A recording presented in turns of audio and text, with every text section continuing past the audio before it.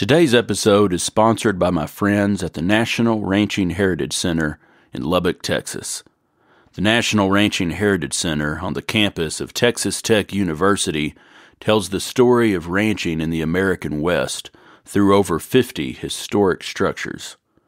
One of those structures is Los Corralitos. In the late 1960s and 70s, great care had been taken in selecting a building to recognize the early days of ranching endeavors in Texas and the Southwest for the National Ranching Heritage Center. San Jose De Los Corralitos from Zapata County was chosen because evidence suggests it may be the earliest standing structure in the state of Texas. Los Corralitos was fashioned as a fortified ranch building to protect the family from Indians and marauders. Don Jose Fernando Verdari, grandson of the original Borrego Grant owner, built the single-room dwelling of sandstone, mud mortar, mesquite, and Montezuma cypress.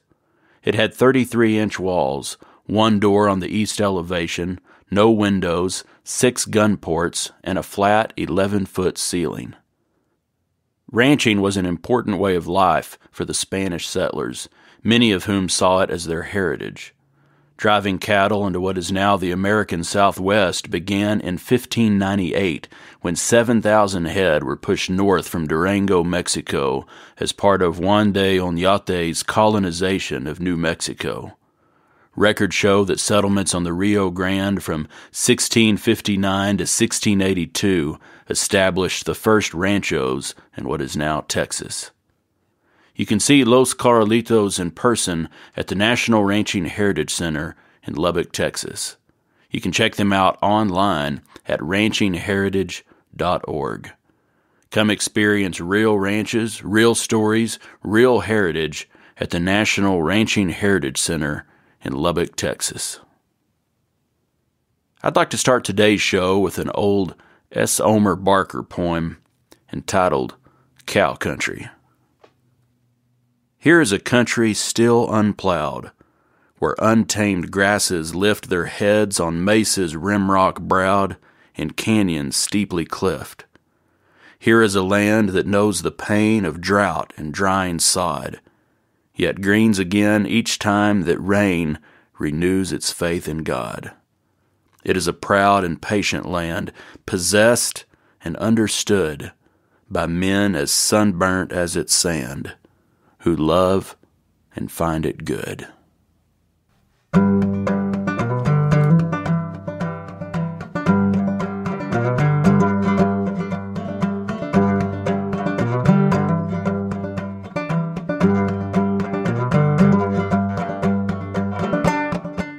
Howdy folks, this is Andy Hedges, and you're listening to Cowboy Crossroads.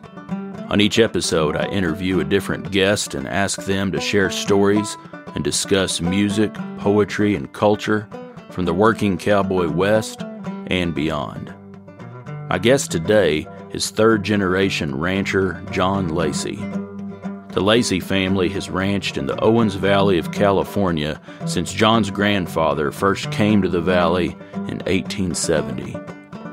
John has served as the president of the National Cattlemen's Beef Association in 1990 and again in 1996.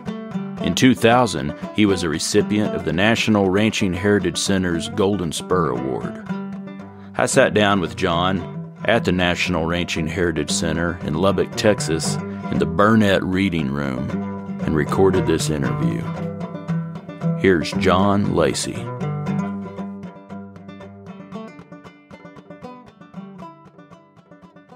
My grandfather, I would say, immigrated from Fredericktown, Missouri, when he was 15 years old and came to California to maybe find his fortune in the gold mining. And he actually rode the train out to Elko, Nevada, got off, ended up down in Tonopah in a little old mining town called Candelaria. And he worked around there and somehow ended up in eastern California, nearly at the foot of Mount Whitney. And he homesteaded there in about 1869, I believe. And then from there, of course, in those days, agriculture was big, and he settled right next to Fort Independence, which was cavalry, right on the border of Nevada and Utah in California there. And the cavalry, it was one of the last 3 cavalry forts in the state of California. Visalia was one, and Fort Tejon was the other, and then the one in Nevada was the Carson City fort. But long story short, when he settled there, and eventually it was right next to the fort, and he got a little piece of land and started in the agriculture, raised some hay and a few cattle. And eventually he met a couple of fellows from Denmark. How he ever got acquainted with them, I'll never know. And he eventually married their sister, and he had another, they all 3 formed a little ranching company and farmed there just south of Independence. And his name, of course, was John William Lacey, and it was kind of historic in the family. As the next generation, if they were boys, they were named after their grandfathers. So that was where my grandfather started out, and his 2 partners, the Myers boys, and they started a cattle ranching there in a more sizable thing. So that's led our family all the way through. We're still leasing back, and I can tell you the story why, properties that my grandfather settled way back and where they took the cattle. If you know the Sierra Nevada mountains, they're extremely high, right overlook what we call Owens Valley. And there was a river came down through there and headed up at Mammoth. Everybody knows about the Mammoth ski development and all that. And they would trail the cattle about 30 miles to the south there and then take them back into the Sierras in the summer for 3 months and then bring them back in the Owens Valley where the weather was fine. The Owens Valley, the highest point in the United States and the lowest point in the United States are only less than 100 miles apart. By air miles, it's probably only about 80. That's Badwater in Death Valley and Mount Whitney, which is on the east face of the Sierra Nevada mountains. With that, of course, my grandfather had 4 children, and in those days I always thought it was pretty unusual because 2 of them went to business school, and one of my aunts became an attorney and one became a school teacher. One lived her whole life in Boston, Massachusetts, and her daughter. The Lacey's weren't very productive, but Beulah, that was her name. She had one daughter, and she was the registrar at Dartmouth University. The other one was an attorney in Los Angeles, and she and her husband, both attorneys, they never had any children. My uncle, my dad's brother, he had one. His name was Lee Lacey, and for one reason or another, my dad he took care of Lee, and my uncle was a great guy and a heck of a good cowboy, but he didn't pay a lot of attention about homing around. So anyway, my dad sent him through vet school in Texas A&M. And then I came along. My dad never got married till he was 50 years old. And my mother, that family came from Ireland. They were Irish, and my grandfather ended up being a Methodist minister. And he eventually traveled out to California with his wife that he married in Iowa. And he was around the churches all through California where he had them. And that's how my mother met my father. She happened to, there was 3 daughters in my grandfather Lindsay's family. And there was a set of twins in my mother. And they all 3 went through SC in Los Angeles. All were teachers. And my mother taught some in Arizona and traveled and got her teaching credential at Flagstaff, Arizona. Eventually came back and taught in a little town called Olancha, California. That's when after my dad got back from the First World War, my grandfather doled out a little bit of money and got him started in the ranching business. And that was Olancha, California, and there was a little school there. And I eventually actually went to the first grade first through the 7th grade there. But that's kind of the short history. And my father eventually built his operation around public lands and both Forest Service and Bureau of Land Management. And we've been in the ranching business ever since my grandfather got there in Owens Valley. I would say he probably really took after his father and his uncles. He loved horses. He loved livestock. And to be honest with you, he was a really good horseman, and he was a really good stockman.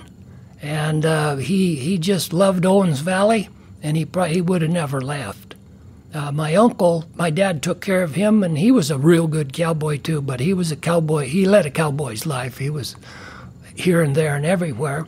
And then, like I told you, Tom's son, Lee Lacey, went to Texas A&M. But my dad was just a stockman. He loved the country and the outside and loved livestock.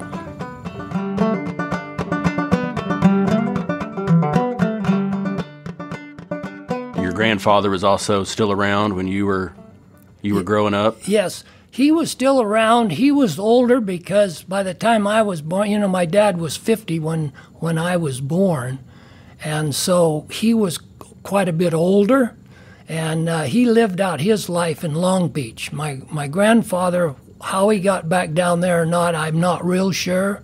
But he when he retired and my dad took over his operation after the First World War, why, he lived out his life there. But my dad really just loved where he was.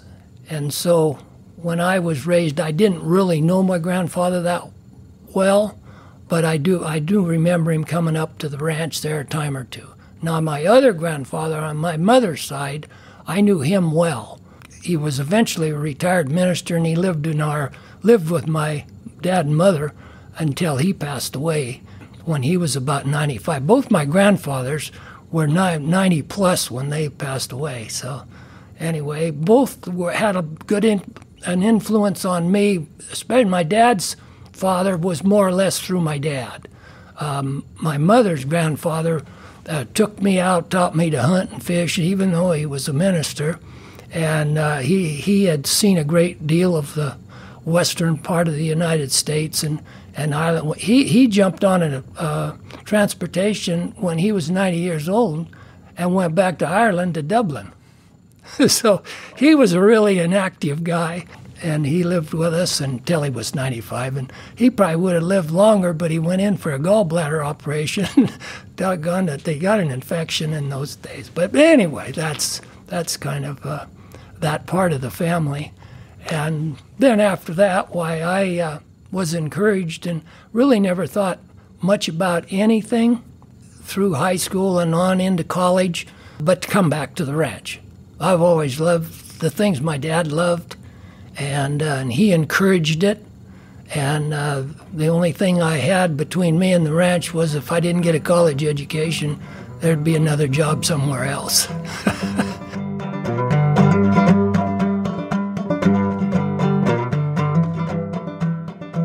My father was great to get you started and to teach you from the ground up. I was in the Brandon Corral by the time I was 4 years old, watching everybody do whatever it was they were doing there. And if I was before 4, I was looking through the fence at them and watching them. So he saw to it that I started at an early age and grew up around livestock and ranching. I think probably I worked my first calf, and he had an old fellow, was a neighbor there, and he taught me how to castrate calves when I was about 6 years old. So he wanted me to start from the ground up, my dad did.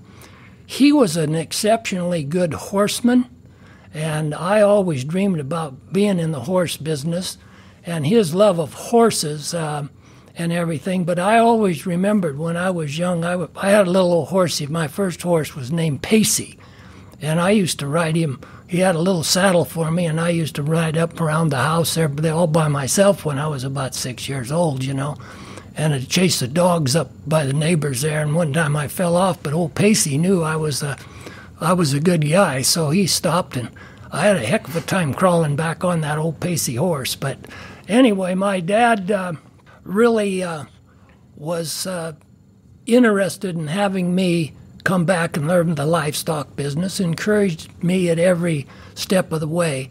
He made it a point for me as I got older and I could go out and ride during the summer after schools and after school was out and all that. And he sent me to other really good friends of his who were really good ranchers, and I worked for them. And he thought that was great experience so that I could see the outside.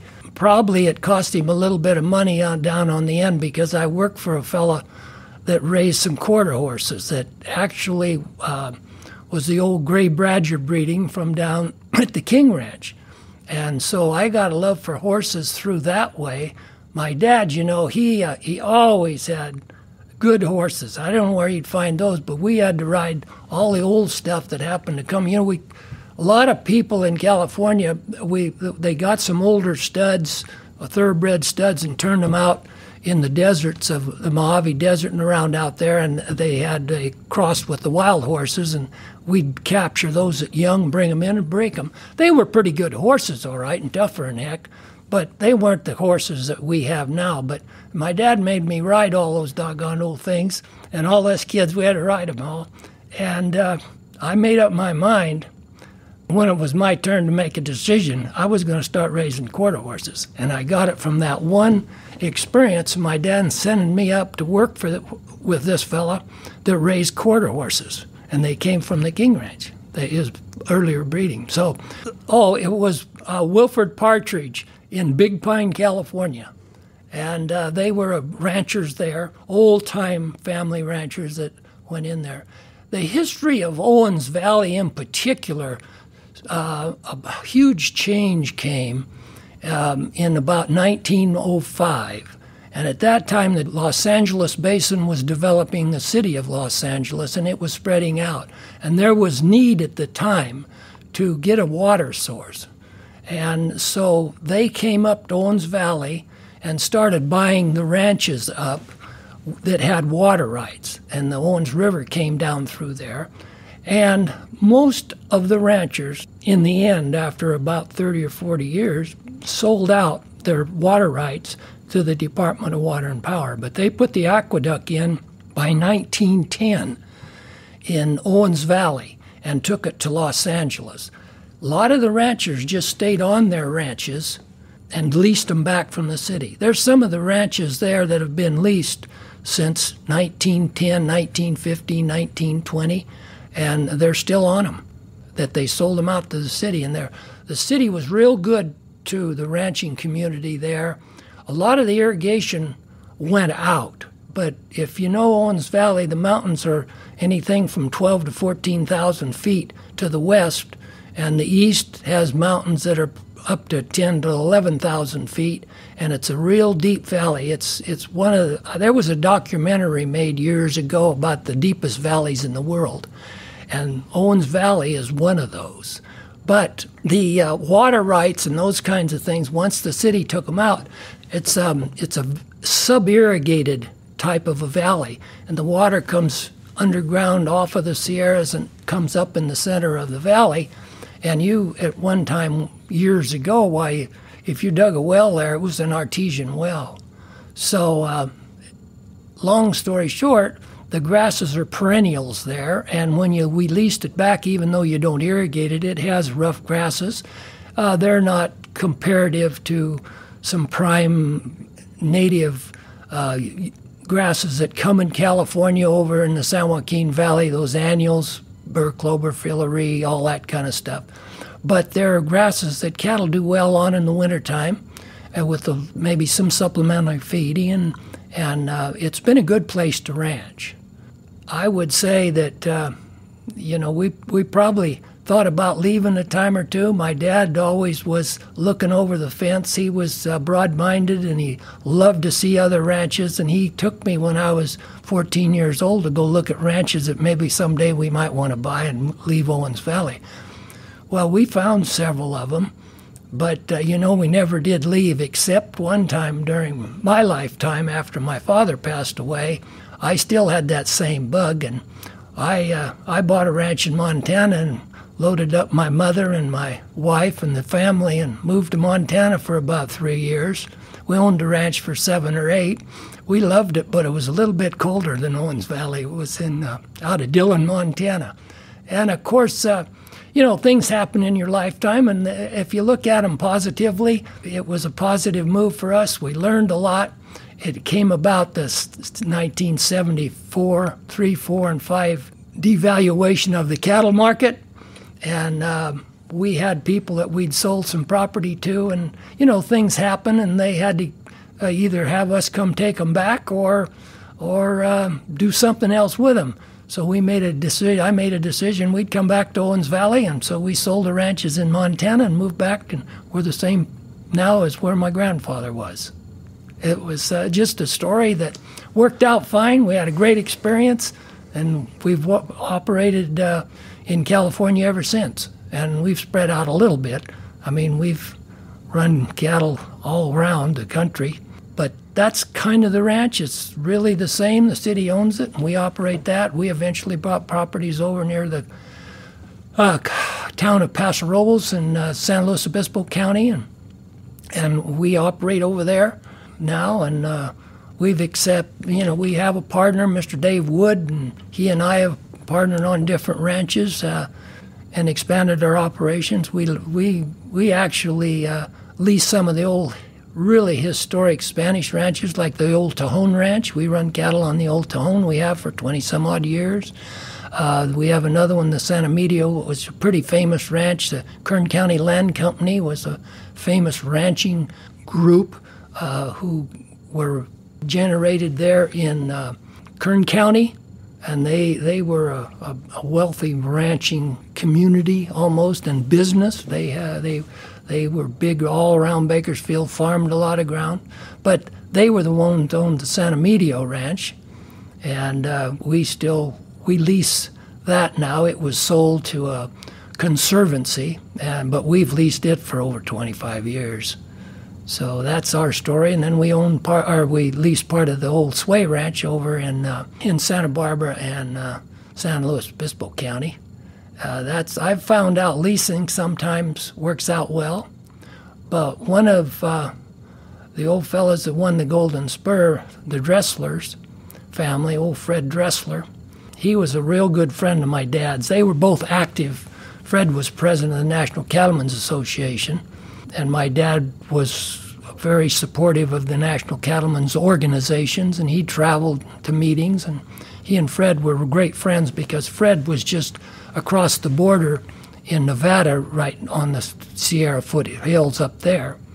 And Fred was kind of my mentor when I got involved in the Cattlemen's Association. But we actually ended up, when the Dressler family wanted to disperse their ranches because of the huge big family, and Fred passed away, why we were on the list to be able to buy Fred Dressler's ranch. So my same partner for all these years, David Wood, and I ended up partnering on the ranch and buying it. And we still summer cattle there in Bridgeport. It's a lot of times you don't realize that, but it's a place that every once in a while set the record in the United States for the coldest place in the United States. It's a round valley. There's 21,000 acres that are irrigated there. Beautiful, sits right in around the Sierras surround it, but it can sure get cold in the winter. But we move all the cattle out nowadays. They used to trail off into Nevada, but now Owens Valley is just over the hills, so we everything goes by truck nowadays. That's some of the history of myself.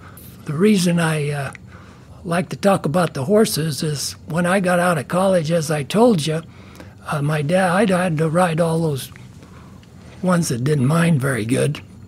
And I made up my mind with that fella's influence that my dad sent me up to work with, why I was going to get in the quarter horse business. So I registered my first quarter horses when I got out of college in 1960.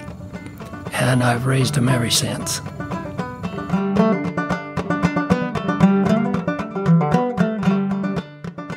My father, he would have taught all his children, if it hadn't been just me, I'm sure, that you deal with adversity as it comes to you. and you do the things you have to do. There's a lot of great things that you'll experience in life, but you're going to have some adversity, and you need to know how to deal with it. And every step of the way, inertly, he taught me that to expect not everything is gold and beautiful. And he had his first heart attack when he was 51 years old. And he, at that time, had to take care of himself, and there were no heart operations in those days or anything like that. But he worked his way through it. I can still remember when I went up to the hospital and he was in there, my mother would take me up there. And that time they kept the heart patients in a long time till he had, my mom, they always called it hardening of the arteries because, those cowboys, they ate bacons and beans and fat and everything else. So their diet probably, if you weren't subject to being able to put off all the good food that you'd eat. And he was a skinny guy, too. He was real thin and tall, but it affected him. His cholesterol got him down. But he came back from his first heart attack and was back riding horseback eventually, and I went with him whenever he went. If there was anything to do other than going to school, he would not take me out of school. He said, you're going to get an education.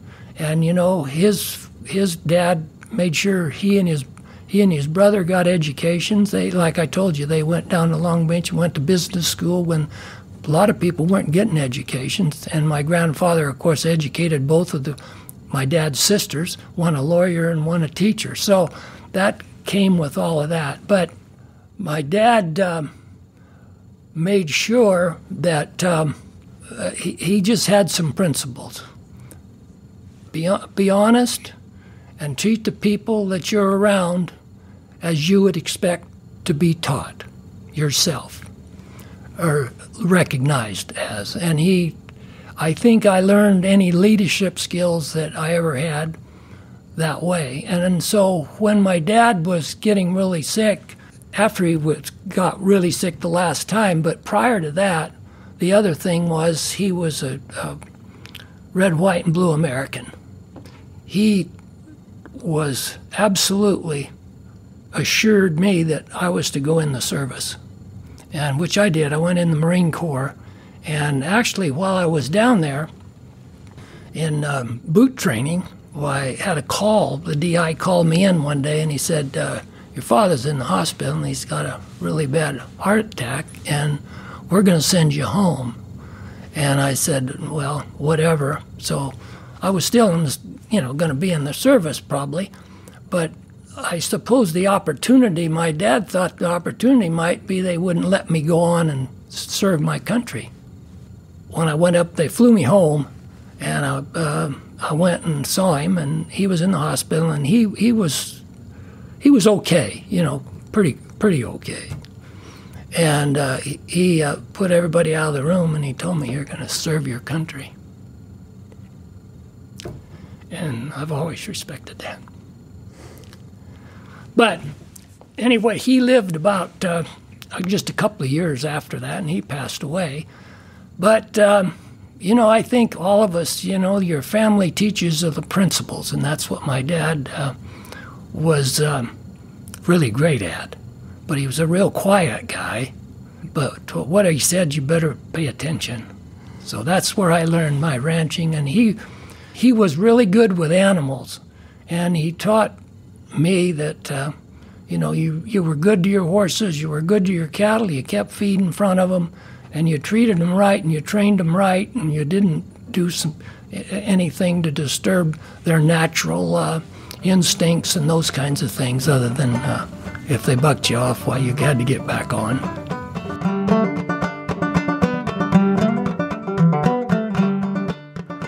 The National Cattlemen's Beef Association originally began as the National Livestock Growers Association in 1898.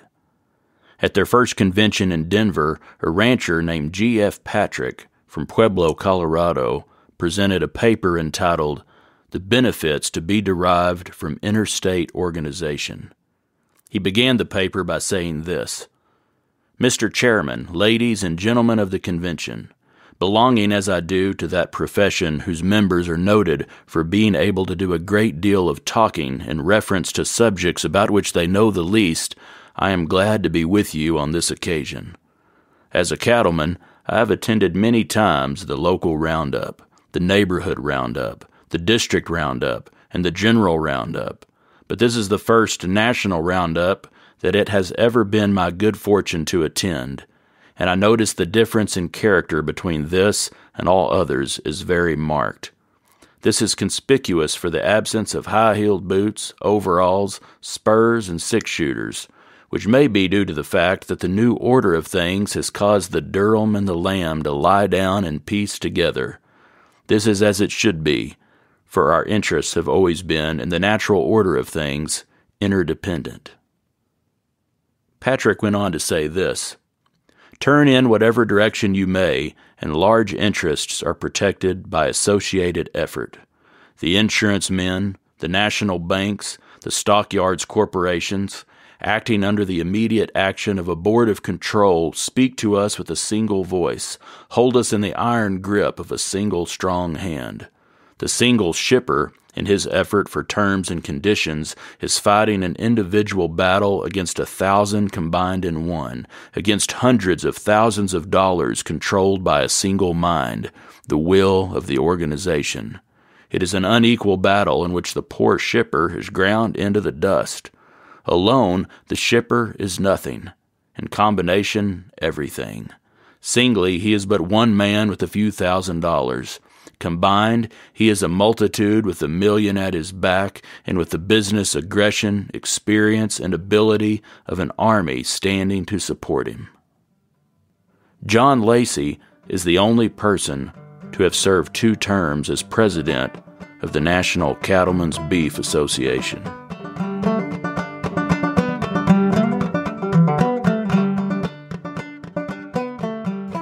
I guess I was fortunate, again, to my family and my father, and he taught me to make sure that you give back something to your country and to the business you're in, and that it's good policy. So support your county school boards, do all those kinds of things, and give back to the people that you're around and doing business with. And consequently, he made sure that because of his commitment to the cattle industry, that if I could do the cattle industry a service and do it right, that I really ought to participate in any way to give back to our industry that we made a living from. And of course, that was a big thing for me. I understood that was just like going to college or something else. It's what I ought to do if I was needed. And, of course, I developed that interest, and I participated at the county's level and at the state level, and eventually I participated, of course, in the national level and became president of the National Cattlemen's Association, and eventually I got called back to be the only guy that's ever served the presidency of the National Cattlemen's Association twice. So that was an honor for me, but I really got the motivation from my family. And it was a large commitment when you think about it, and even to my family, my children and my wife, because the 2 years I was gone for 250 to 300 days for the industry. But it was what I learned from my dad. Be committed and do the best job you can do, if it's necessary. So that's how I got involved in the association work, and it's paid great dividends. I got to meet ranchers from all but I think 6 states in the United States, and that includes Hawaii and Alaska. It brought me a great deal of satisfaction in a way, and I just hope that whatever I got out of it, that I paid it back. And it's just like to me, it was like going into the military. Give something back to your country and give something back to your industry. And that's what my father taught me.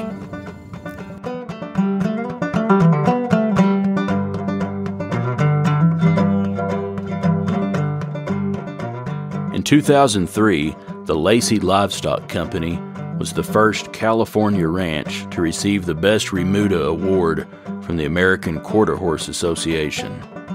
I asked John to talk about the history of their horse breeding program. Well, certainly I was motivated by my dad. He was a real good horseman, and as I told you, he rode the good horses and we rode the broncs. But that really encouraged me at the time, and when I was in college, of course, I was in animal husbandry, and I spent a lot of time at Cal Poly there, and I met a guy by the name of Bill Gifford, and he was a real good horseman. He was our professor, and I took those classes. And that generated a lot of interest for me. And like I said, I made up my mind at the time I was going to come back and take over the ranch, which because of my father's health issues, when I graduated from college the second morning after graduating, I was horseback gathering cattle.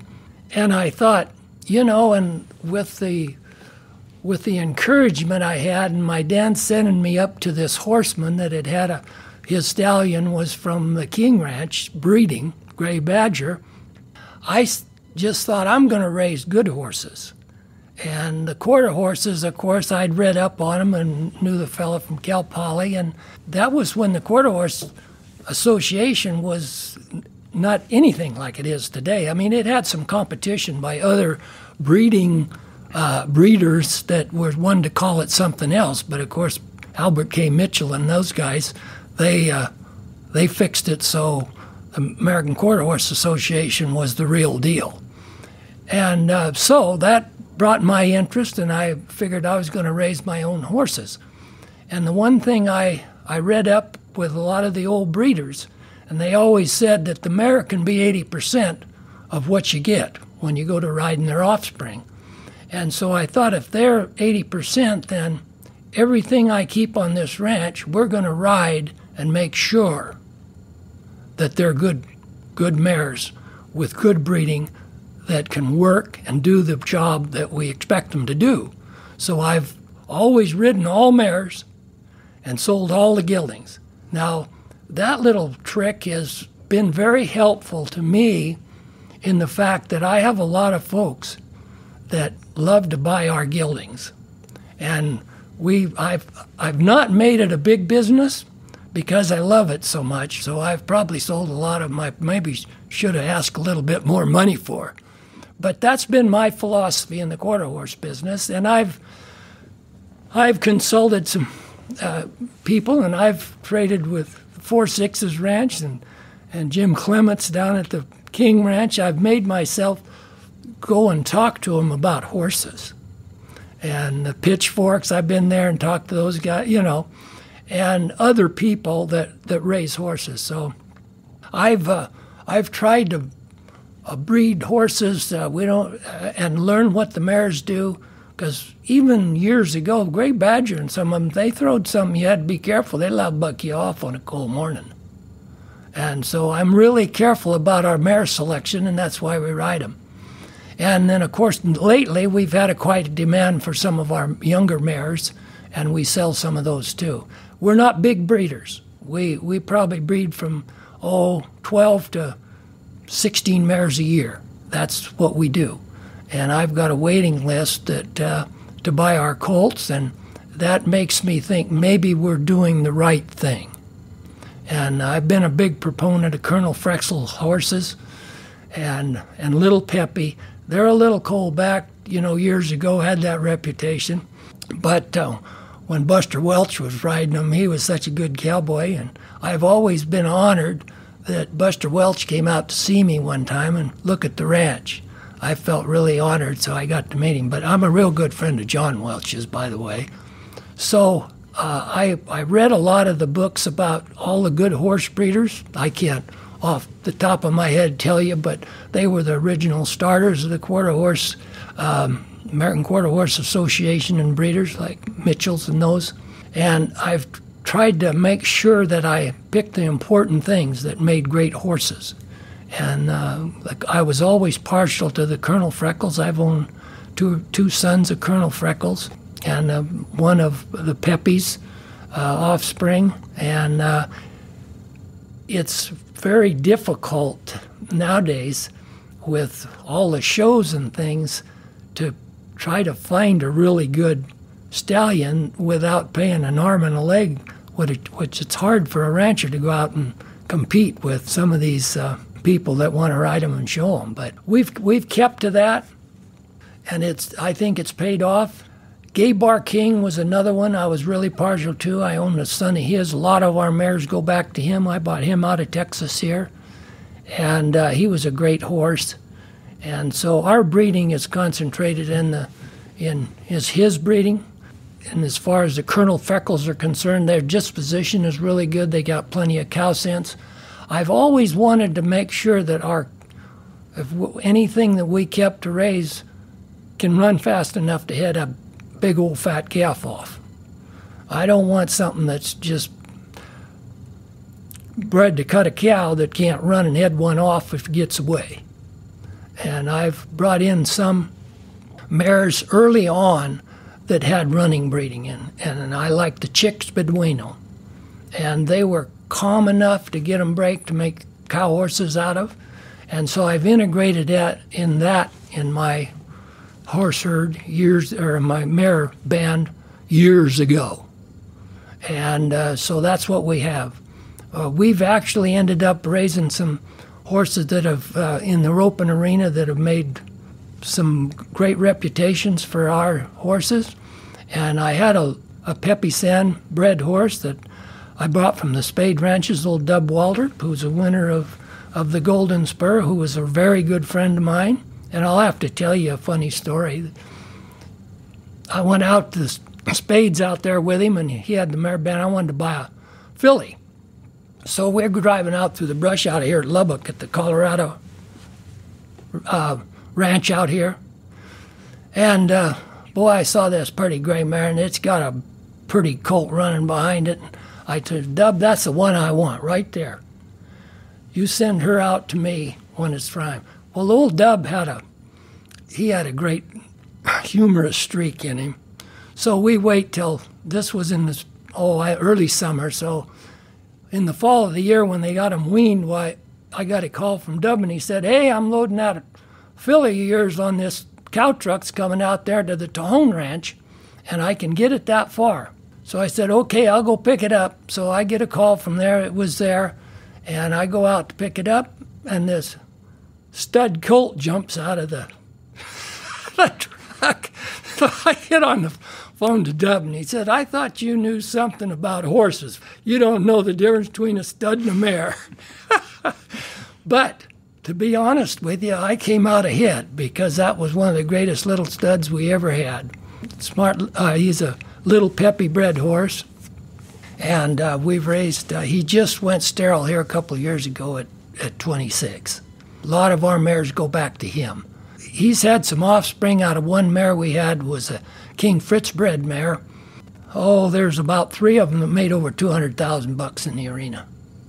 And we were nominated, the mother that we bred the gray mare to, or the gray stud to all the time, she was nominated head horse of the year of the National Finals Rodeo. So we've kept that in mind, and I'm pretty sure because we kept the speed in these horses and the agility that way. And you know, we in the Sierra Nevadas, we go up hills it go from where we start the cows in the bottom, it's 5,000 feet. When we cross over the pass of what we call the Great Divide into the meadows up on the top of the Sierras, it's 9,200 feet. And it's steep. And even over in the Tejon Ranch, we go from 800 feet at the bottom to 5,000 feet in about 2 miles. So our horses are bred to do those kinds of things, and we don't breed to just have them in the arena and lope them around in the sand. They're bred, they got good feet and legs, where I think feet and legs and disposition are where it's all at.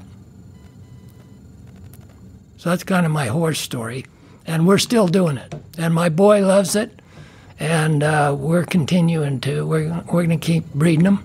And it's a challenge to make sure that you don't go down in quality.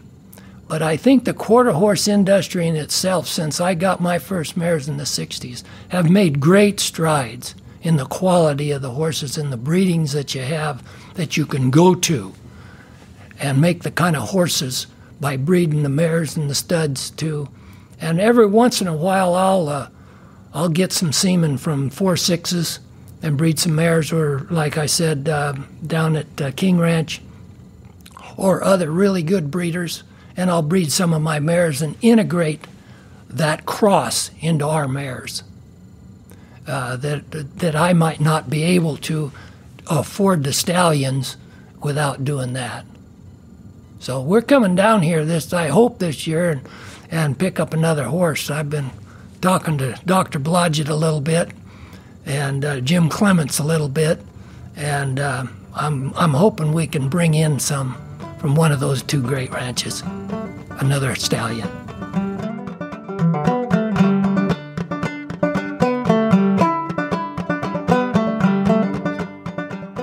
In a 1989 book entitled Ranching Traditions, in a chapter called Reluctant Heroes, John Lacey is quoted as saying these words: "Ranching is a way of life that one must experience to understand and appreciate.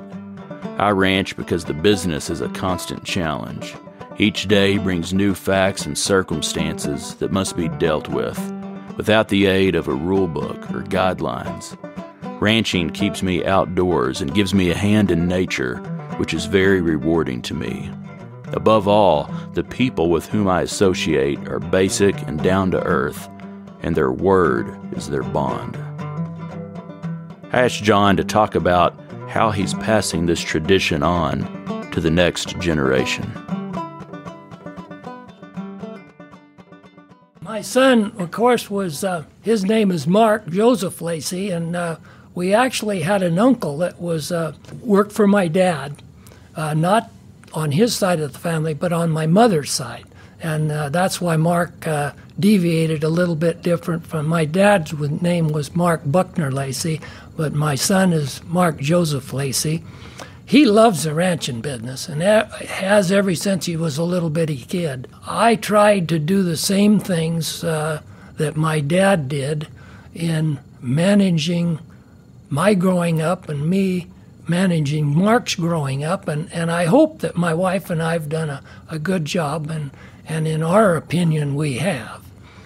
He loves the ranching business. I have also, my wife and I have a daughter, and she loved the ranching business, but when she got her education, she all of a sudden decided that she met a gentleman when she graduated from college, and he was from Hawaii.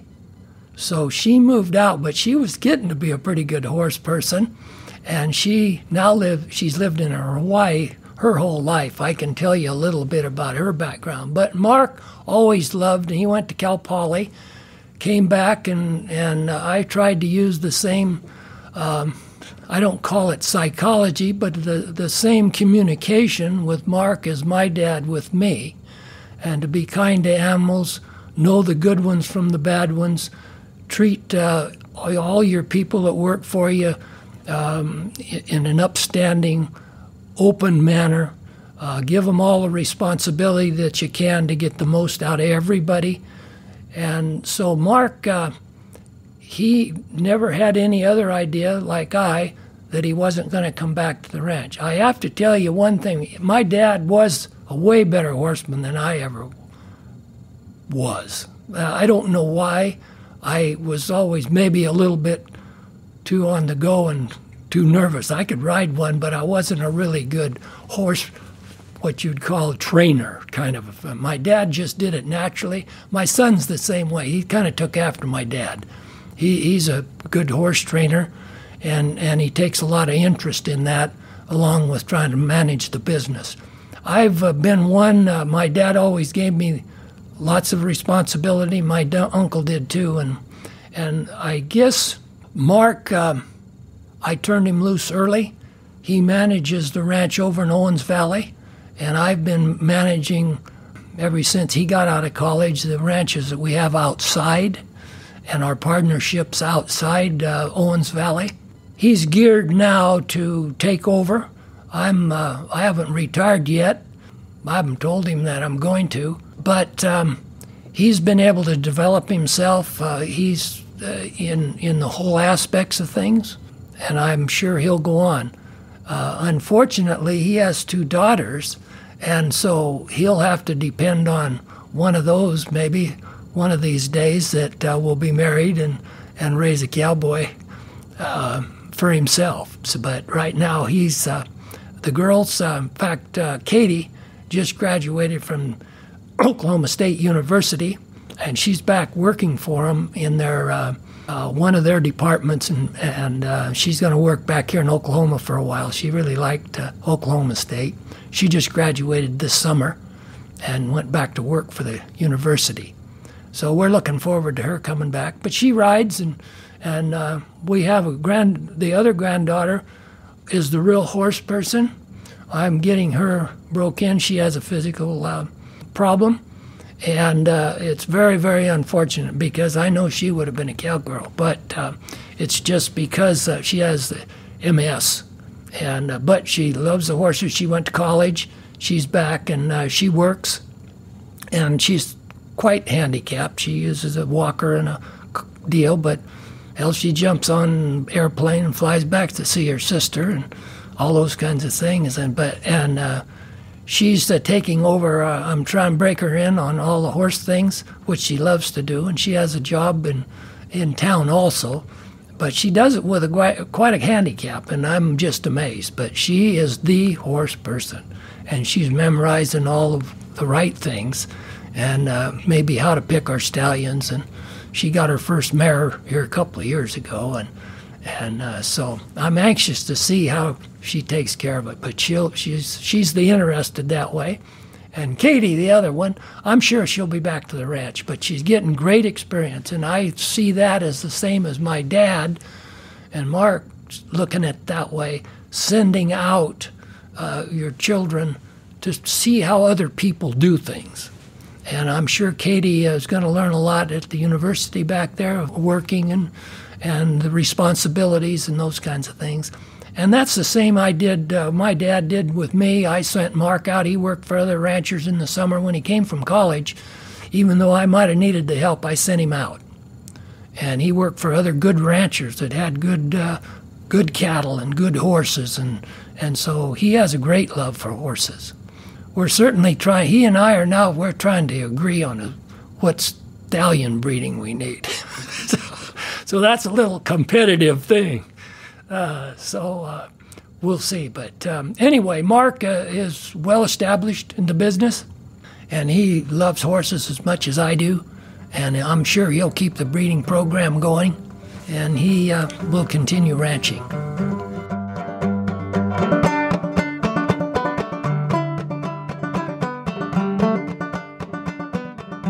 The Lacey family has been in the ranching business in California since 1870. I asked John to reflect on the changes he has seen in ranching in his lifetime and the challenges he sees in the future.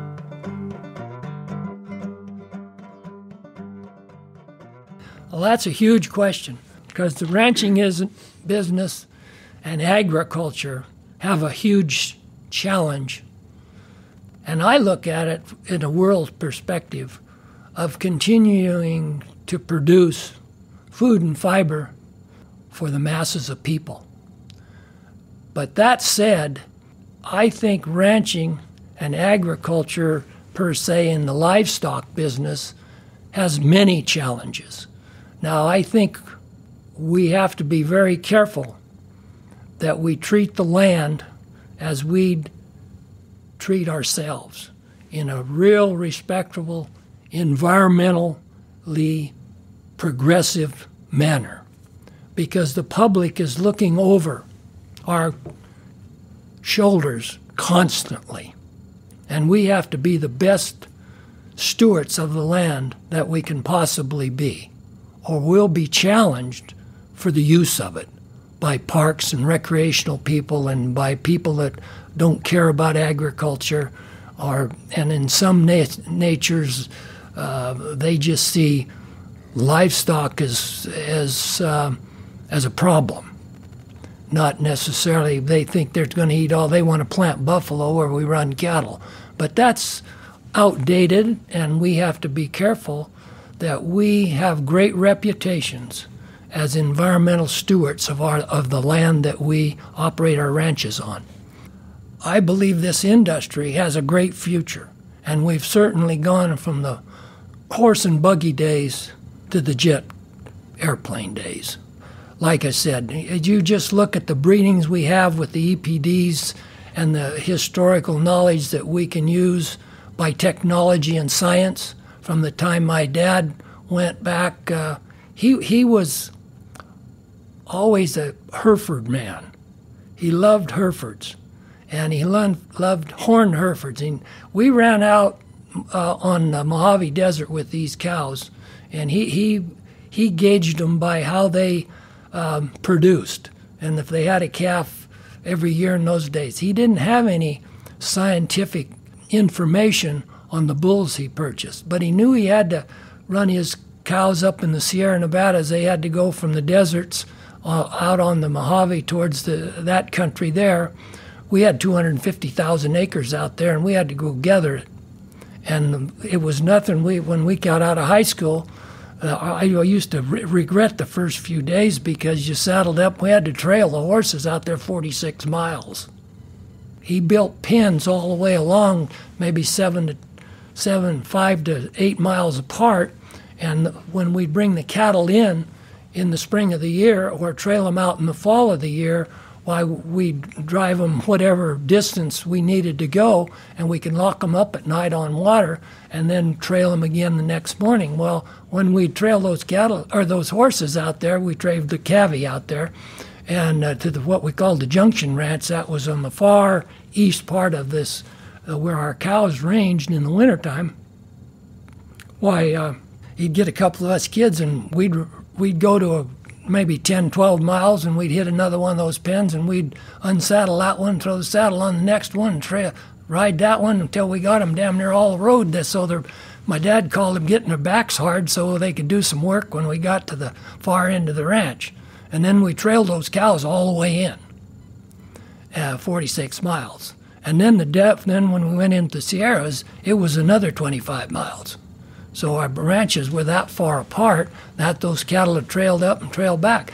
But when you do that, and you do it on a consistent basis like my dad did all those years, and then I did it, why, those cattle trailed easy, that once you headed them the right direction. But we had a lot of wild burros out there, and I don't know if you know this, everybody wants to save them nowadays, but they were dangerous on calves. They'd beat up on the calves coming into water. We had a lot of springs out there, and with water troughs on them. And we also had wild horse traps on quite a few of the major ones, so that we could control the numbers on the range, which was allowable by the Bureau of Land Management and all of that. Those burros would kill a calf. So my dad had all horned Hereford cows. That's how we raised them. We didn't dehorn anything. And one of the reasons was those cows would protect their calf. They were gentle Herefords, but he went clear up because of the high elevations. He thought the bulls in Colorado and Montana, and he bought a lot of outside bulls from high country. He came to Colorado and, like I said, Montana and some places in Idaho, and we'd buy them from high elevation breeders. And then because those bulls had to climb up the mountain into the Sierras, and they summered at 9,000 feet. That's how high those cattle were in the summertime. And, what's come about, and there's an altitude sickness disease where cattle's physical capabilities and genetics allow their blood to flow and have oxygen enough in there to keep them. If that doesn't happen, the altitude disease in cattle swells their briskets up. They call it brisket disease. But we never had any trouble. Nobody knew what was going on. But the minute we started bringing Angus cattle, of course, that was a big deal with my family. As soon as I got out of college, I wanted to bring some Angus and cross them on the Hereford cows of my dad's. My mom wouldn't let him go out in the field for about 3 weeks after I'd first bought the first Angus cattle, afraid he'd have a fit. but he was a forward thinker, and he knew that was part of the business. But the Angus cattle, you really have to select, and Leachman's doing a hell of a job in Colorado of pinpointing the high elevation, tolerable cattle in the Angus breed. So we don't have any trouble anymore, and there's a test that we can run for it. And you know that they can go at that higher elevation without getting brisket disease. As far as breeding livestock that way, I, of course, have followed technology. Just like you do in the horse business, we followed the technology, and with science and innovative breeders, we've been able to tailor the growth of our cattle, whether how big we want them, all those kinds of things, how growthy they are, what their gain abilities are in the feed yards, and all of that. And so we use all the science technology that's available to us. We buy from breeders. Mr. Wood and I started what we call Partnership for Quality, a program in California. We had one time Harris Feeding Company we made the program and they adopted it, and it has genetic characteristics that you have to use in your cow herd. Purchasing your life, the bulls that go into your cow herd and breed your cow herd. So we know specific what the genetics are and how they perform in the feed yard, how they breed back, all those kinds of things. And we're still in that program, and that's been 26 years, and we're still in it. And it's made really good producers out of us because we have some criteria that we select ourselves and we adhere to, or that's in those cattle. And it makes you a good disciplinarian in how you breed livestock. The same as we do in the horse industry. I mean, if we're breeding racehorses, we breed racehorses. That's why the quarter horses are so versatile, is because they followed the science and technology and the breeding and tracked it back to the sires and the dams that their offspring. Well, we're doing the same in the cattle business, and we have for the 26 years. That's kind of how the cattle industry's gone from the time I was a kid. You just went out and looked at my dad would go out and here's a story for you. I was about, I think 14 or 15, and my dad sent me up to see Fred Ressler, was a purebred Hereford breeder. Boy, I thought I was a big shot. So he sent me up to pick the bulls out. Anyway, I get back in about, 2 or 3 years down the line, I heard, he sent his kid up here, but he knew he couldn't make a mistake because he was buying the bulls from old Fred, and Fred had helped him pick the right ones. So, needless to say, I had to laugh about it, but it took a little wind out of my sails. But I've always been open to suggestions, and my travels throughout the livestock industry, I hope, has made me a better stockman, and I've always paid attention and listened, and I always said that I got more out of being president of the National Cattlemen's Association than I put into it. It was just a wonderful Masters of Science education in both the horse and cattle business for me, because I met all the people across all the states, and I took mental notes everywhere I went. And hopefully it helped me be a better stockman.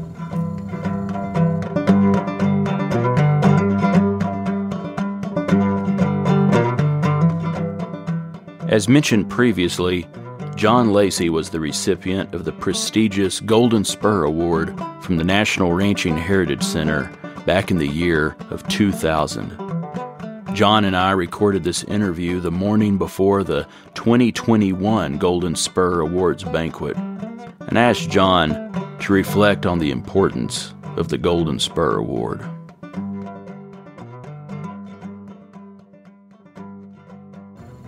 The Golden Spur to me is the top of the mountain in my thoughts and my hopes of anything I could have ever been recognized for in this industry. it gave me such pride to know that whether I deserved it or whether I didn't deserve it or whether I earned it or didn't earn it, I just hoped I did, because I became elbow to elbow and shoulder to shoulder with some of the greatest stockmen in our industry. And I'm very, very proud of the things that I've been able to participate in this industry and give back to the industry. I'm just very, very proud to have been recognized by this wonderful organization, the Heritage Foundation, and the Golden Spur Group. It's just it's just astounding, and I'll believe it when I'm gone, that I was very, very lucky to be thought of as a Golden Spur recipient.